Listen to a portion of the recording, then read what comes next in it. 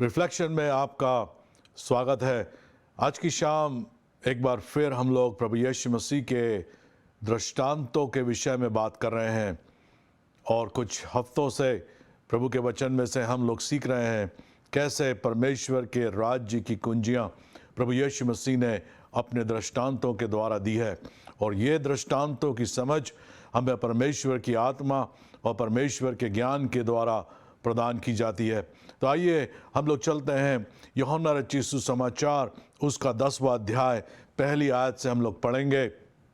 आज की शाम हम लोग भेड़ों और चरवाहे के दृष्टांतों को बाइबल में से देख रहे हैं। यूहन्ना 10वां अध्याय उसकी पहली आयत से, मैं तुमसे सच सच कहता हूँ कि जो कोई द्वार से भेड़शाला में प्रवेश नहीं करता परंतु और किसी और से चढ़ जाता है वह चोर और डाकू है, परंतु जो द्वार से भीतर प्रवेश करता है वो भेड़ों का चरवाहा है। उसके लिए द्वारपाल द्वार खोल देता है और भेड़ें उसकी शब्द सुनती है। वो अपने भेड़ों को नाम ले लेकर बुलाता और बाहर ले जाता है। तो यहाँ पर इस दृष्टांत के अंदर भेड़ हम हैं और यीशु मसीह यहाँ पे स्पष्ट रीति से कहता है कि यदि कोई व्यक्ति दरवाजे या द्वार के द्वारा प्रवेश नहीं कर रहा है उस झुंड के अंदर, उस भेड़ों के हृदय के अंदर, तो वो व्यक्ति कौन है? वो चोर और डाकू है। चोर और डाकू कैसे आते हैं? वो छुप करके आते हैं और वो आते हैं चोरी करने के लिए, नुकसान पहुंचाने के लिए और कई बार हत्या कर करके वो मनुष्य की संपत्तियों को लूट करके ले जाते हैं। तो यहाँ पर इस दृष्टांत का जो पैरेलल है, जो सिखाने का तात्पर्य है, वो यही है कि यदि कोई व्यक्ति आपको धार्मिकता के रास्ते पर लेकर के जा रहा है या अपने आप को धर्म गुरु या उद्धारकर्ता या बचाने वाला कहता है, वो व्यक्ति कभी भी छल कपट के साथ में दबाव बना करके हिंसा के द्वारा आपके जीवन के अंदर नहीं आएगा। यदि वो व्यक्ति वाकई में परमेश्वर की ओर से भेजा गया है, यदि वो वाकई में परमेश्वर की ओर से उद्धार करता है, तो वह सीधा प्रवेश करेगा। वो हृदय के अंदर सीधा आएगा, ना किसी प्रकार के दबाव को बना करके, चोरी के द्वारा, छल कपट के द्वारा, अंधेरे के अंदर, किसी प्रकार से गुप्त द्वारों के द्वारा वो नहीं आएगा, क्योंकि यदि वो आता है तो वो व्यक्ति चोर और डाकू है। तीसरी आयत, उसके लिए द्वारपाल द्वार खोल देता है और भेड़ें उसका शब्द सुनती है और वो अपने भेड़ों को नाम ले ले करके बुलाता और बाहर ले जाता है। और जब वो अपनी सब भेड़ों को बाहर निकाल चुकता है तो उनके आगे आगे चलता है और भेड़ें उसके पीछे पीछे हो लेती है, क्योंकि वे उसका शब्द पहचानती है। अब ये यीशु मसीह दृष्टांत 2000 साल पहले इज़राइल के अंदर इज़राइली लोगों को दे रहे थे और वहाँ पे जो एक बहुत बड़ा व्यवसाय था उस समय, वो था भेड़ों का, पशुओं को पालने का, और उनके चरवाहे जो होते थे उनकी एक विशेष संबंध, एक बॉन्डिंग भेड़ों के साथ हो जाती थी। तो आज इस आधुनिक समयों के अंदर कई बार हमें इन दृष्टांतों को समझने के लिए थोड़ा और गहराई के साथ में जाना पड़ता है, क्योंकि अभी समय बदल चुका है, व्यवसाय बदल चुके हैं। उस समय ये एक इज़राइल के अंदर एक प्रमुख व्यवसाय हुआ करता था, जहाँ पे भेड़ें हुआ करती थी और भेड़ों का पालन पोषण लोग किया करते थे। अब कुछ समय पहले मैं और मेरी पत्नी जब इज़राइल के अंदर थे, तो आज भी वहाँ पर ऐसे बहुत से लोग हैं जो भेड़ों को चराते हैं और उनका ही ये व्यवसाय आज भी है। कई पशुओं को वो पालते हैं और आज भी कई बार यहूदा के उस बिहड़ों के अंदर आज भी आप देख सकते हैं, कई बार चरवाहे आगे आगे चले जाएंगे और पीछे कई सौ हजार भेड़ें एक के पीछे एक उस चरवाहा के पीछे चली जाती है। कई बार भारत के अंदर भी ये दिखाई देता है, विशेषकर राजस्थान के इलाकों के अंदर आप देखेंगे एक चरवाहा चला जा रहा है और कई बार हजारों की संख्या में भेड़ बकरियां उसके पीछे पीछे चलती चली जाती है, विशेषकर भेड़ें। अब कुछ समय पहले एक व्यक्ति इज़राइल के अंदर था और वो उसी दृश्य को देख रहा था। एक व्यक्ति चला जा रहा है और उसके पीछे 300-400 भेड़े लाइन लगा करके एक बड़ा झुंड सा उसके पीछे पीछे चला जा रहा है और वो आगे चला जा रहा है। और कुछ समय बाद वो फिर आगे गया अपनी गाड़ी के अंदर, तो उसने देखा कि एक और झुंड था, उसमें सिर्फ 30-40 भेड़ें थी और यहाँ पर एक व्यक्ति पीछे से उन भेड़ों को हकाल रहा था। तो उसने, जो इज़राइल के अंदर कई बार आप जाते हैं तो गाइड होते हैं, तो उसने उस गाइड से पूछा कि ये 2 प्रकार के मुझे झुंड दिखे हैं, जो अभी कुछ समय पहले हम जब गाड़ी में जा रहे थे तो एक व्यक्ति आगे चरवाहा चल रहा था और उसके पीछे सारी भेड़ें चली जा रही थी, और यहाँ पर थोड़ी देर बाद मैं देखता हूँ कि ये 40-50 भेड़ों को पीछे से हकाला जा रहा है। ये क्या विशेष दूसरी प्रकार की भेड़ें हैं जो समझती नहीं है, या वो जानना चाह रहा था कि ये इसके अंदर कोई दूसरी प्रजाति की भेड़ है जिसके अंदर ज़्यादा ज्ञान होता है, ज़्यादा बुद्धि होती है। जैसे कई प्रकार से जानवरों के अंदर, कुछ कुत्तों के अंदर भी कुछ प्रकार के ऐसे होते हैं जिनमें ज़्यादा समझ होती है और किसी के अंदर कम होती है। तो वो ये समझना मांग रहा था कि ये क्या अलग प्रकार की कोई प्रजाति है अलग भेड़ों के अंदर। तो उस गाइड ने उससे कहा कि जो आपने पहले देखा था वो था चरवाहा, और चरवाहा आगे चल रहा था, भेड़ उसके पीछे पीछे चल रही थी, परंतु जो उसके बाद आपने देखा वो था एक कसाई, वो भेड़ों को हकाल करके अपने जहाँ पे उसको बेचना था वहाँ पर वो लेकर के जा रहा था। तो ये अंतर आज हमें समझ में नहीं आता, परंतु जब 2000 साल पहले प्रभु यीशु मसीह इजरायलियों को ये दृष्टांत दे रहे थे तो कई बातें उनको स्पष्ट हो रही थी। इसीलिए बाइबल कहती है कि वो अपने भेड़ों को बाहर निकाल चुकता है और भेड़ें उसके पीछे पीछे हो लेती है, क्योंकि वो उसका शब्द पहचानती है। 4थी आयत के अंदर, परंतु वह पराये के पीछे नहीं जाएगी परंतु उससे भागेगी, क्योंकि ये पराये का शब्द नहीं पहचानती। तो ये भेड़ों को जो वो शुरू से ही पालते हैं तो एक प्रकार का सिग्नल देते हैं, और उस सिग्नल को सुन करके वो भेड़ें चरवाहे को पहचान जाती कि चरवाहा बुला रहा है। और कई बार मैंने राजस्थान के अंदर भी देखा है कि वो एक अजीब प्रकार की आवाज़ मुंह से निकालते हैं और उससे भेड़ें समझ जाती है कि उनका चरवाहा उनको डायरेक्शन दे रहा है। 7वीं आयत, 6ठी आयत, यीशु ने उनसे ये दृष्टांत कहा, परंतु वे ना समझे कि ये क्या बातें हैं जो वो हमसे कहता है। तब यीशु ने उनसे कहा, मैं तुमसे सच सच कहता हूं कि भेड़ों का द्वार मैं हूं। जितने मुझसे पहले आए वे सब चोर और डाकू हैं, परंतु भेड़ों ने उनकी ना सुनी। तो ये एक अद्भुत चिन्ह मसीह होने का है।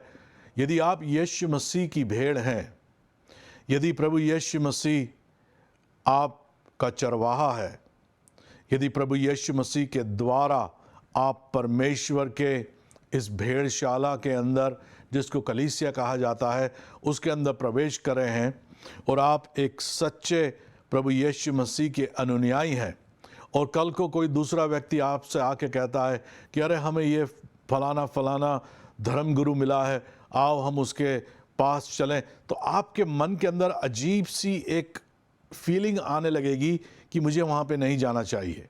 क्यों?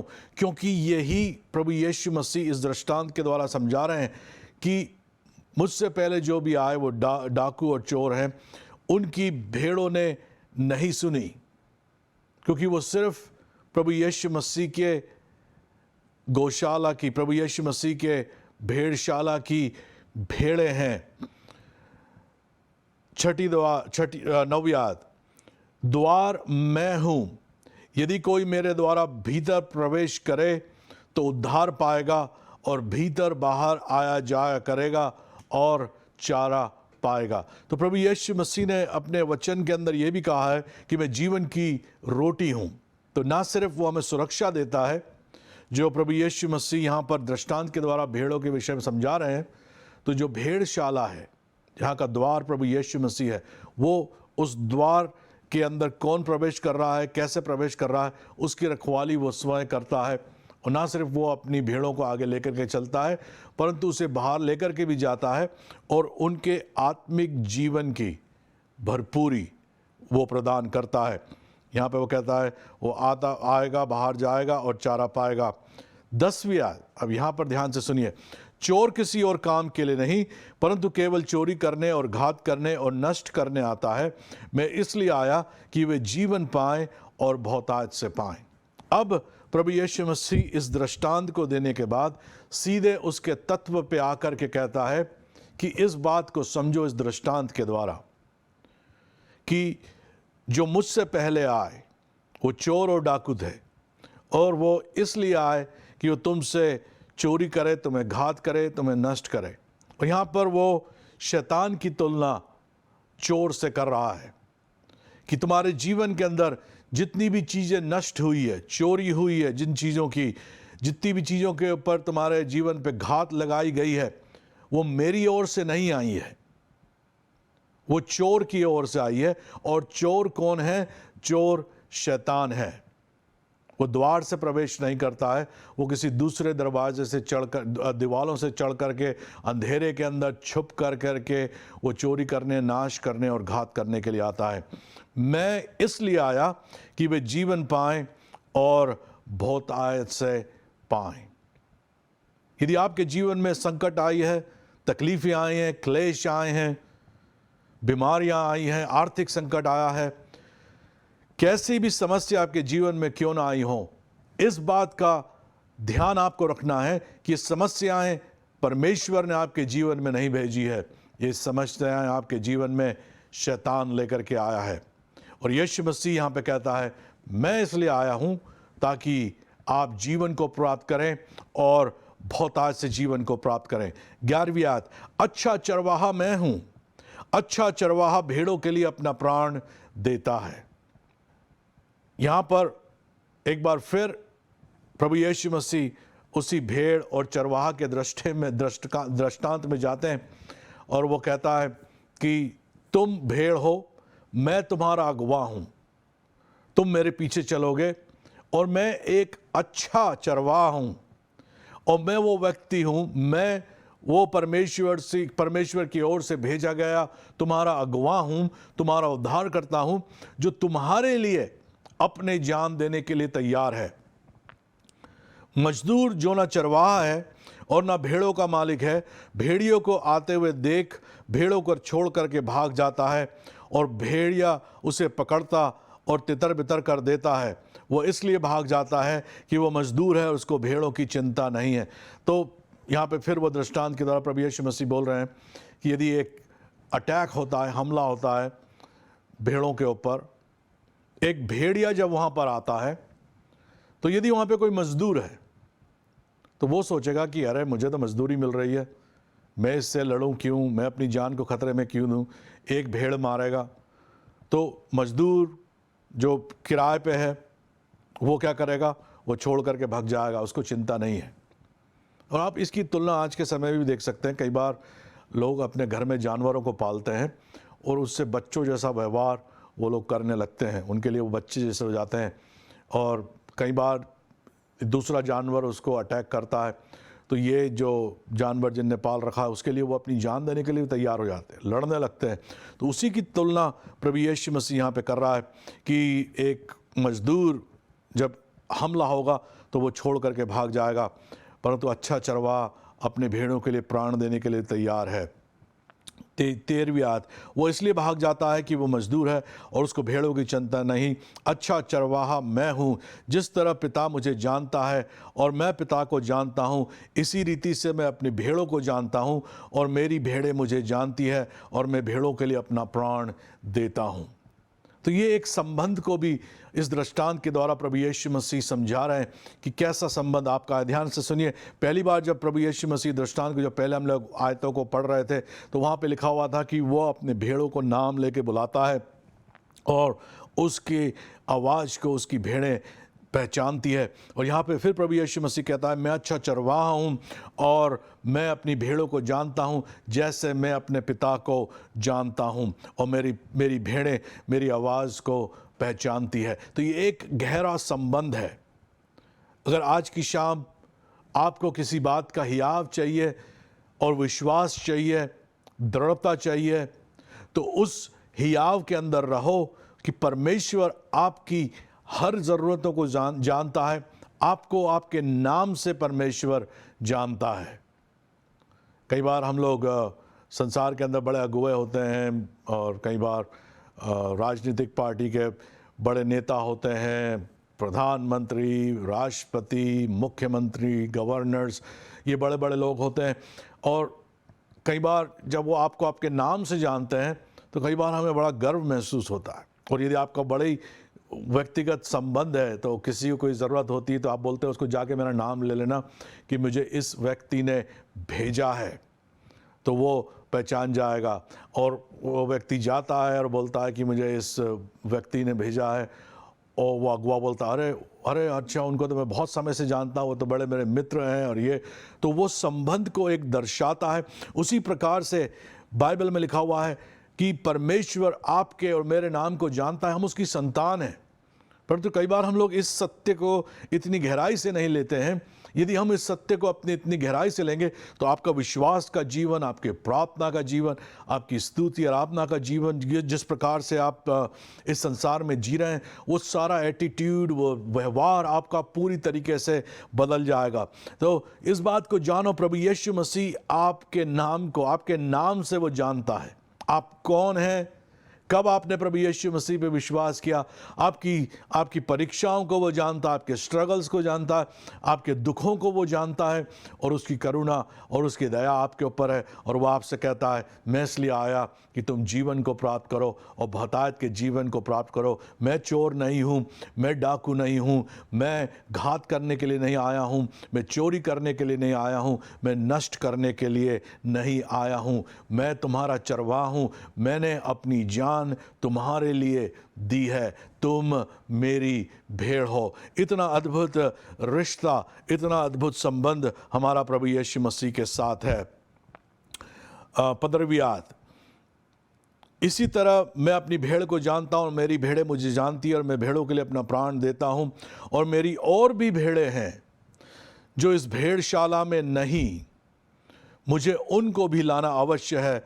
वह मेरा शब्द सुनेगी, तब एक ही झुंड और एक ही चरवाहा होगा। तो आज भी कई लोग ऐसे जो तितर बितर हो चुके हैं, और जब वो परमेश्वर के सुसमाचार को सुनते हैं तो मानो वो चरवाहे की आवाज़ को सुनते हैं, और प्रभु यीशु मसीह की आवाज़ सुन करके उसकी ओर खिंचे चले जाते हैं। जिस दिन प्रभु यीशु मसीह इस दृष्टांत को कह रहा था तो कुछ ही लोग थे जो प्रभु यीशु मसीह के पीछे चल रहे थे, परंतु आज संसार में देखेंगे तो अरबों लोग प्रभु यीशु मसीह के ऊपर विश्वास करते हैं। उस समय उसने कहा, और बहुत सारी भेड़ें हैं जिनको मुझे इस भेड़शाला में लेकर के आना है, और वो मेरा शब्द सुनेगी। जब आप परमेश्वर के वचन को सुनते हैं तो आप यीशु मसीह के शब्द को सुनते हैं। और यदि आज यीशु मसीह आपका उद्धार करता नहीं है तो आज की शाम परमेश्वर आपको बुलाता है, उसकी आवाज़ को सुनो और उसकी भेड़शाला में आ जाओ। यीशु मसीह के ऊपर विश्वास करो। आप बोलो, कैसे मैं प्रभु यीशु मसीह के साथ में उसके परिवार के अंदर उसके उद्धार को प्राप्त कर सकता हूं? एक साधारण सी प्रार्थना यदि आप मेरे पीछे करेंगे और उसके द्वारा आप प्रभु यीशु मसीह के इस भेड़शाला में आ सकते हैं। उसके लिए आपको उसके क्रूस के ऊपर, क्योंकि उसने कहा मैं अपनी जान अपने भेड़ों को ले देता हूं, वैसे ही प्रभु यीशु मसीह ने क्रूस के ऊपर अपनी जान दी और तीसरे दिन मुर्दों में से जी उठा। और आज जो कोई भी उस पर विश्वास करेगा वो निश्चित तौर पर उद्धार को प्राप्त करेगा। तो मेरे पीछे ये प्रार्थना करें, हे प्रभु यीशु, मैं तुझे अपना उद्धार करता स्वीकार करता हूँ। मैं विश्वास करता हूँ कि तूने क्रूस पर अपनी जान दी और तीसरे दिन मुर्दों में से जी उठा। प्रभु यीशु, तू मेरा प्रभु है, तू मेरा सच्चा चरवाहा है, यही मेरा विश्वास है। मुझे अपने पवित्र आत्मा से भर दे। यदि आपने यह प्रार्थना विश्वास से करी है तो यीशु मसीह आपका चरवाहा है, आप उसकी भेड़शाला में उसकी भेड़ बन चुके हैं। आइए आगे फिर हम लोग देखते हैं। पिता इसलिए मुझसे प्रेम रखता है कि मैं अपना प्राण देता हूं और उसे फिर ले लूं। कोई मुझसे छीनता नहीं, वरन मैं उसे आप ही देता हूं, और मुझे उससे देने का अधिकार है और उसे फिर लेने का भी अधिकार है। यह आज्ञा मेरे पिता ने मुझे सौंपी है। पिता की ओर से मुझे यह आज्ञा मिली है। तो जैसे मैंने कहा, प्रभु यीशु मसीह ने अपनी जान क्रूस के ऊपर दी आपके और मेरे लिए, और किसी ने उससे छीनी नहीं, किसी ने ज़बरदस्ती उस क्रूस में नहीं टांगा।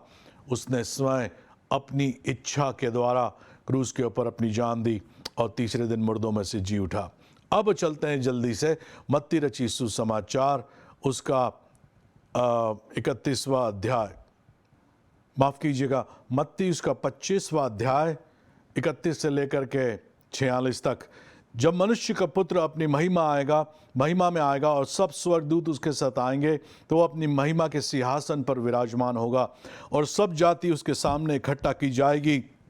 और जैसा चरवाहा भेड़ों को बकरियों से अलग कर देता है, वैसे ही उन्हें एक दूसरे से अलग करेगा, और वह भेड़ों को अपने दाहिनी ओर और बकरियों को बाईं ओर खड़ा करेगा। तब राजा अपने दाहिनी ओर वालों से कहेगा, हे मेरे पिता के धन्य लोगों, आओ इस राज्य के अधिकारी हो जाओ जो जगत के आदि से तुम्हारे लिए तैयार किया हुआ है। क्योंकि मैं भूखा था और तुमने मुझे खाने को दिया, मैं प्यासा था और तुमने मुझे पानी पिलाया, मैं परदेसी था और तुमने मुझे अपने घर में ठहराया, मैं नंगा था तुमने मुझे अपने कपड़े पहनाए, मैं बीमार था तुमने मेरी सुधि ली, मैं बंदी गृह में था तब तुम मुझसे मिलने आए। तब धर्मी उसको उत्तर देंगे, हे प्रभु, हमने कब तुझे भूखा देखा और खिलाया, या प्यासा देखा और पिलाया? हमने कब तुझे परदेसी देखा और अपने घर में ठहराया, या नंगा देखा और कपड़े पहनाए? हमने कब तुझे बीमार या बंदी गृह में देखा और तुझसे मिलने आए? तब राजा उन्हें उत्तर देगा कि मैं तुमसे सच कहता हूँ कि तुमने जो इन छोटे से छोटे भाइयों में से किसी एक के साथ किया, वो मेरे ही साथ किया। तब वो बाईं ओर वालों से कहेगा, हे श्रापित लोगों, मेरे सामने से इस अनंत आग में चले जाओ जो शैतान और उसके दूतों के लिए तैयार की गई है। क्योंकि मैं भूखा था और तुमने मुझे खाने को नहीं दिया, मैं प्यासा था और तुमने मुझे पानी नहीं पिलाया, मैं परदेसी था और तुमने मुझे अपने घर में नहीं ठहराया, मैं नंगा था और तुमने मुझे कपड़े नहीं पहनाए, बीमार और बंदी गृह में था और तुमने मेरी सुधि ना ली। तब वे उत्तर देंगे कि हे प्रभु, हमने तुझे कब भूखा या प्यासा या परदेसी या नंगा या बीमार या बंदी गृह में देखा और तेरी सेवा टहल ना की? तब वह उन्हें उत्तर देगा कि मैं तुमसे सच कहता हूँ कि तुमने जो इन छोटे से छोटों से किया, किसी एक के साथ नहीं किया, वो मेरे साथ भी नहीं किया। और ये अनंत दंड भोगेंगे, परंतु धर्मी अनंत जीवन में प्रवेश करेंगे। तो एक बार फिर प्रभु यीशु मसीह मत्ती 25:31 आयत से लेकर के 46 आयत तक यहाँ पर इस दृष्टांत को कहते हैं, और यहाँ पर भेड़ और बकरियों का तुलना वहाँ पर करी गई है। भेड़ को प्रभु यीशु मसीह अपने दाहिनी ओर में रखता है और बकरियों को बाईं ओर रखता है, और दृष्टांत के द्वारा वो दिखा रहा है कि दो प्रकार के लोग हैं, और वो लोग हैं, एक जो परमेश्वर के राज्य के लोग हैं और जो दूसरों की परवाह करते हैं। जब वो किसी नंगे को देखते हैं तो उसे कपड़े पहनाते हैं, यदि बीमार को देखते हैं तो वो उसकी मदद करते हैं, भूखे को खाना खिलाते हैं, परदेशियों को अपने घर में रुकाते हैं। और दूसरे हैं जो उन सब बातों के अंदर बिल्कुल भी किसी प्रकार से इन्वॉल्व नहीं है, वो अपने दृष्टि को फेर लेते हैं। अब कई लोग इस दृष्टांत को लेते हैं और गरीबों को और ऐसे लोग जो बंदी गृह में पड़े हुए हैं, कमज़ोरों को, कंगालों को, उसके अंदर लेकर के आते हैं और उसकी तुलना करते हैं। और बहुत अच्छी बात है, हमें संसार के कंगालों की, गरीबों की तकलीफ़ में जो हैं उनकी मदद करनी है। परंतु यह जो विशेष दृष्टांत प्रभु यीशु मसीह ने कहा है, यह प्रभु यीशु मसीह ने अपने चेलों के विषय में कहा है, प्रभु के दासों के विषय में कहा है, जो प्रभु यीशु मसीह के पीछे हो लिए हैं। और बाइबल कहती है, यदि तू उस विश्वासी को जो प्रभु यीशु मसीह के पीछे चल रहा है, यदि वो तू उसे नंगा देखे और कपड़े ना पहनाए, तो मानो तूने प्रभु यीशु मसीह को कपड़े नहीं पहनाए हैं। एक छोटे से छोटा विश्वासी भी यदि तू उसे भूखा देखे और तू उसे खाना ना खिलाए, तो तूने प्रभु यीशु मसीह को खाना नहीं खिलाया है। और कई बार सुसमाचार प्रचारक जेलों के अंदर चले जाते हैं, उनके ऊपर सताव होता है, और यीशु मसीह ने कहा, यदि तुमने उन लोगों को त्याग दिया और उनके साथ तुम खड़े नहीं हुए, तो तुम मेरे साथ भी खड़े नहीं हुए हैं। क्योंकि यहाँ पर यीशु मसीह कहता है, तुमने जो इन छोटे से छोटे के साथ में किया, वो तुमने मेरे साथ में किया है। तो उसके चेले जो सुसमाचार के प्रचार को लेकर के आ रहे थे, जो संसार के छोर से जाएंगे, उनके विषय में प्रभु यीशु मसीह कहता है कि जो मेरे लोग हैं उनकी तुम परवाह करना। और वह आपस में भी हमको ये चुनौती देता है कि यदि तू अपने भाई को ऐसी अवस्था में देखे तो उसकी मदद करना, अपने मुंह को अपने भाई से मत फेरना। यदि उसको ज़रूरत है तो उसकी ज़रूरत के अंदर तू खड़े होना, और यदि तू उसकी ज़रूरतों को पूरा करेगा तो तू मेरे लिए वो काम कर रहा है। कितनी अद्भुत बात है। हम एक दूसरे के साथ में, एक दूसरे के सुरक्षा के कवच बन करके इस संसार के अंदर रहते हैं, क्योंकि हम एक बड़े प्रभु यीशु मसीह के परिवार हैं। प्रभु यीशु मसीह की उस भेड़शाला की हम भेड़ हैं, और प्रभु यीशु मसीह अच्छा चरवाहा है, वो द्वार है। जब आप यीशु मसीह को देखते हैं, उस यीशु मसीह के नाम के अंदर हम सब सम्मिलित होते हैं। संसार के छोर से, पूरब पश्चिम उत्तर दक्षिण से आकर के हम प्रभु यीशु मसीह के साथ में मिल जाते हैं। प्रभु यीशु मसीह हमारा चरवाहा है, वो हमको अपनी भेड़शाला में रखता है। एक और दृष्टांत जो मैंने पहले कहा था, बाइबल में लिखा हुआ, यीशु मसीह अपनी खोई हुई भेड़ को ढूंढने जाता है। यदि आप खोए हुए हैं, आज प्रभु यीशु मसीह आपको ढूंढता है, वापस उसके पास आ जाओ। प्रभु यीशु मसीह की आवाज़ इस प्रोग्राम के द्वारा आपके पास में पहुंच रही है। प्रभु यीशु मसीह आपको वापस घर बुला रहा है। प्रभु आपको बहुत आयत से आशीष दे। हमारे साथ में जुड़े रहें, प्रभु की सामर्थ के अंदर बढ़ते रहें। यदि आपके पास प्रार्थना का विषय हैं, हमारे साथ में बांटें। अगले हफ्ते इसी समय आपसे फिर मुलाकात होगी, प्रभु यीशु मसीह के नाम से।